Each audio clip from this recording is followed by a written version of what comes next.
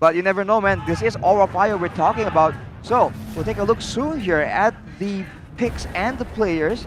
And it does seem like it's Godiva on the Kufra. So it's going to be a roaming Kufra and Fluffy will be on the Ruby. And that is dangerous, man. Fluffy on the playmaking hero with such a tool as the I'm Offended on that Ruby. He can make a lot of things happen. Yeah. Are you guys ready for game number 2 here at Eterna and as well as Rashi? I'm sure you guys at home is ready too. Let's just jump into the portal back to the Land of Dawn for game number 2 between Onic Esports and as well as Aura Fire. Will Aura Fire now add their lead to 2-0 or Onic Esports equalize in this game? Eterna. That definitely is going to be the question here for the side of Onic Esports. To be fair, they do have the composition to be able to secure that. But in a sense, I do agree with Arashi once again. I think Aura Fire in the second game as well as the first game has a little bit more tools in order to make that happen. They do have the CC coming in from Kufra, the I'm Offended coming in from Ruby as well. So there's a lot of things that they can actually play around with. But for the moment, it is Onic Esports being the more aggressive of the two. Oh, Quad Shadow connects on towards Sans here. Sans at half HP with the retribution there. Managed to catch the jungles of High here. Oh, Sans already moving aggressively. Another invade looks like. Godiva and France is there. Trying to reach connect. Sans trying to escape.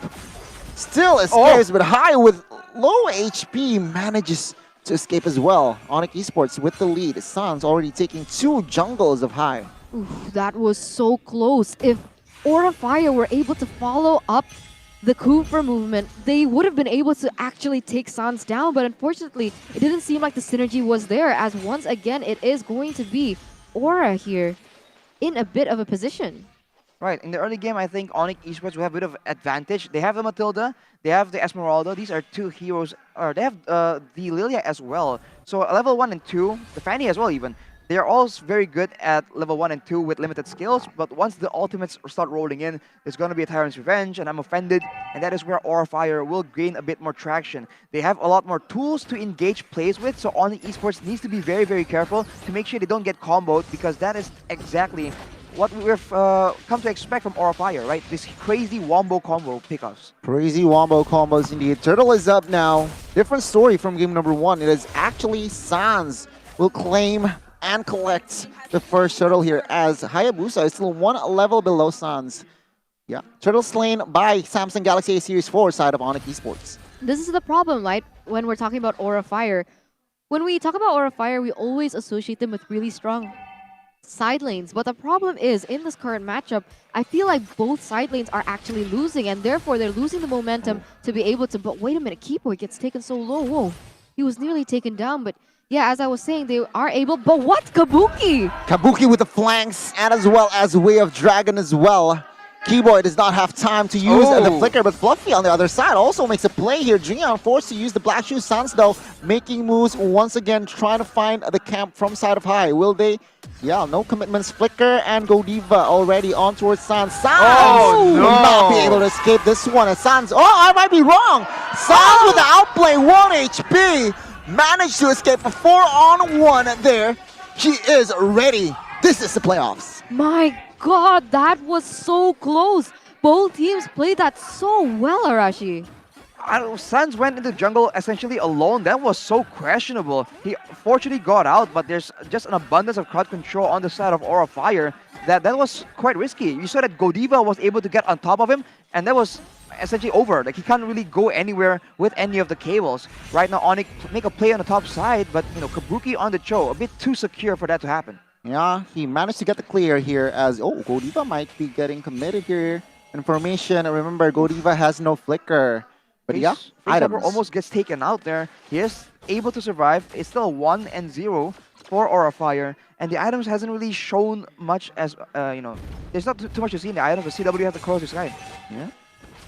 Shadow kill there just to escape. Let's take a look at Boots there, bot side already clearing wave. So perhaps Onic Esports, they might look for a fight here after the clear. Turtle is up as well. All 4 members is in the vicinity here. Yeah, 2 turtles, 4 side of Onic. Okay, we'll see what happens here because Godiva he seems to be charging, but I don't think he's going to commit onto this. But Boots in that back line is going to commit onto something, but not just too much. I don't think that the Falling Star Moon connected onto anyone just yet. But yes, it is going to be 2 turtles to the hands of Onic Esports, a 2,000 gold lead. And now the shoe is on the other foot. It is Onic Esports leading from the get-go, and Aura Fire doesn't seem to have quite an answer to it, but it does seem to revolve a lot around Suns. Let's see what Aura Fire can do with this. With a 2K gold lead, they're actually quite in a good spot because they have a lot of late game heroes as well. They have an Esmeralda and a 1-1 in the late game compared to a Cho as well as a a Ruby. Not really compatible in that sense. So Onic Esports, they're content to just take control, farm out towards the late game, and Aura Fire, they might just rely on the spammable nature of the Savior on Facehugger to try and carry out those team fights. Although that will have varying levels of success for sure. Aura Fire has a disgusting wombo combo that they can actually utilize to their benefit.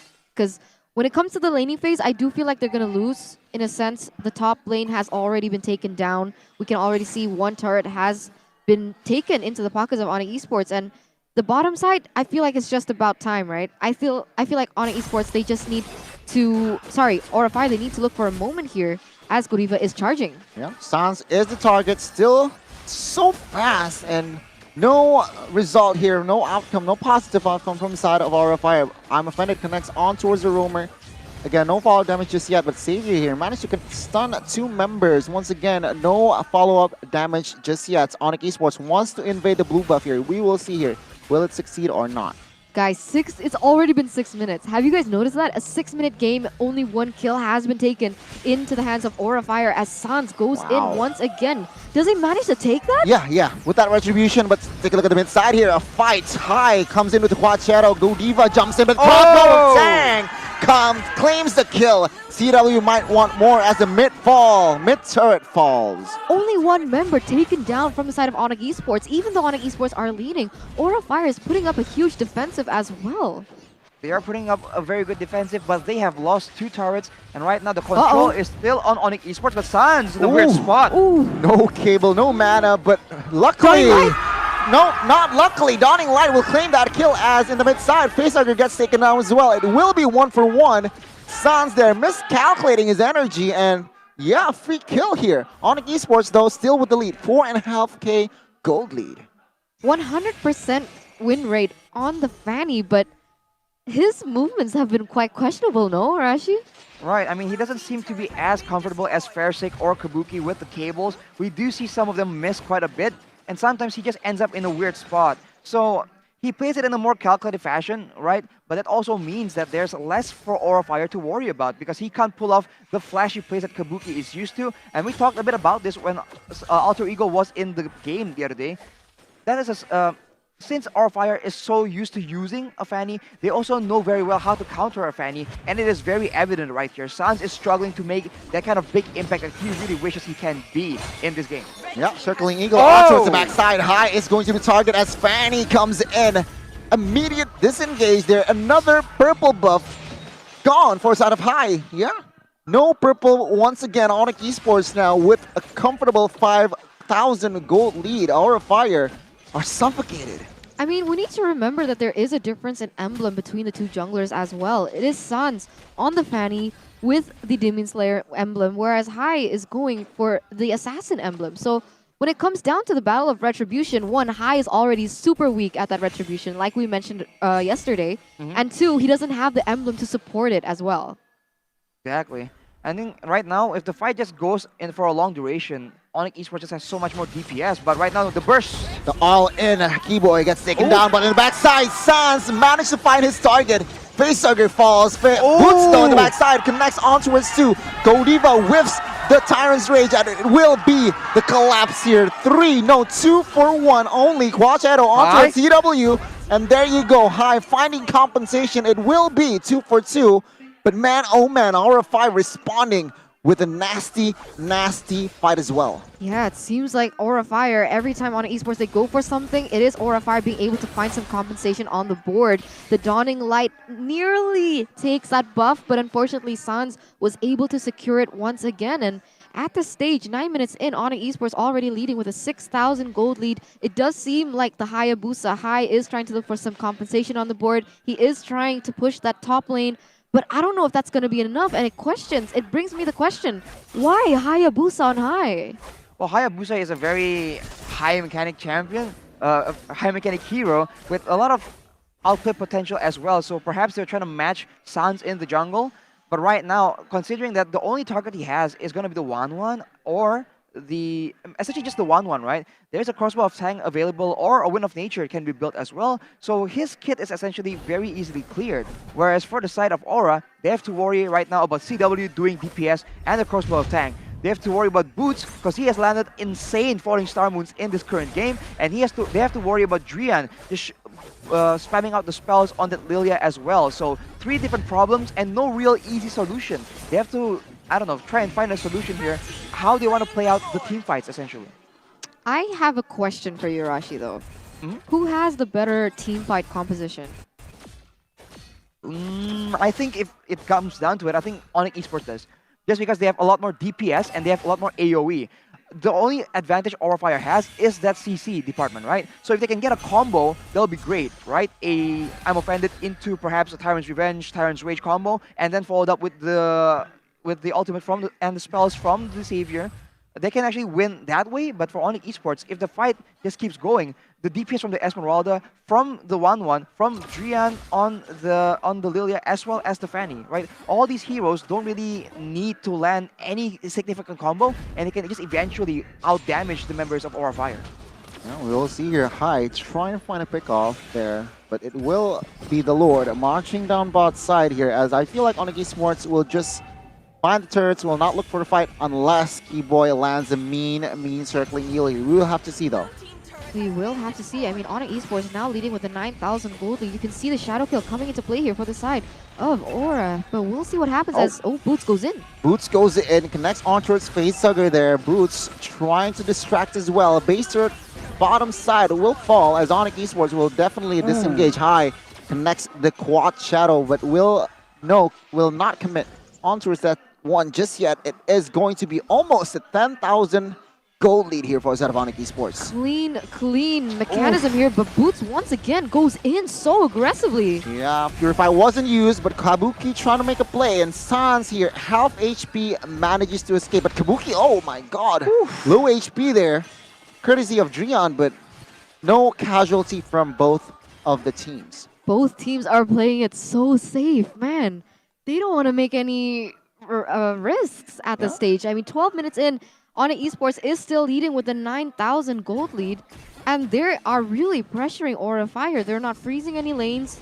They're just continuing to push it, taking all the jungles from the side of Aura Fire, like really just asphyxiating them in their own base. Exactly, with the gold lead and with the better late game, in my opinion, Onic Esports just have to play it calculatively, and if they don't group up as 4 and suddenly get comboed, it's going to be very difficult for Aura Fire to find something here, because if they take out Sans, CW and Drian can still win them the fight. If they take out CW, Drian and Sans can actually win them the fight as well. So unless something very unfortunate happens and multiple core members from Onic Esports gets taken out, it's going to be very difficult. Aura Fire will be waiting for an opportunity, perhaps when the objective is up, when the Lord can be a extra bit of damage source for Aura Fire onto the members of Onic Esports. Maybe that is exactly where, right, they can time their card control with the knockout from the Lord and make something amazing happen. Wait a minute, it looks like Aura Fire, they might be planning something here. Onic Esports, they are the first ones to bait out this Lord, but I think Aura Fire, they might want to contest this. They perhaps might here, as it will be Onic with the advantage though, map-wise. Hai though coming in, checking the health, no quad shadow for him. And yeah, there you go, Onic Esports will definitely claim the enhanced Lord. Right now, Onic Esports needs to play this out perfectly as well. They need to clear the side lanes first. Yeah, Aura Fire. We'll see how they defend this one. It's so hard. Every time they want to go for something, it doesn't seem like they're able to clear the lanes as fast as Onic Esports right now. They do have the Fanny, but I thought that having the Hayabusa would also give them an additional mobility to be able to do these around the map, but maybe they don't want to make too much of a risk onto the map. I'm not really sure what's happening here.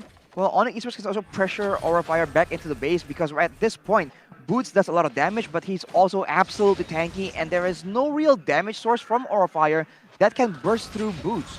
Right? Even with some healing reduction from the side of Aura Fire, it won't be enough to just be a huge threat for Boots to get picked off, essentially. So he can just push them away and just at any moment land an insane Falling Star move. Oh, TW comes in here. Oh, Crossbow wow. attack is Whoa. almost ready, but time to rage connects. No damage just yet. Crossbow attack pops as Lord already exposing the base. Onic Esports looks for the win here as game number 2 looks for the yellow Porcupines. And yes, Onic Esports equalizing in game number 2. 1-for-1 for both Aura Fires and Onic Esports, as Onic Esports were able to get another point away this time around.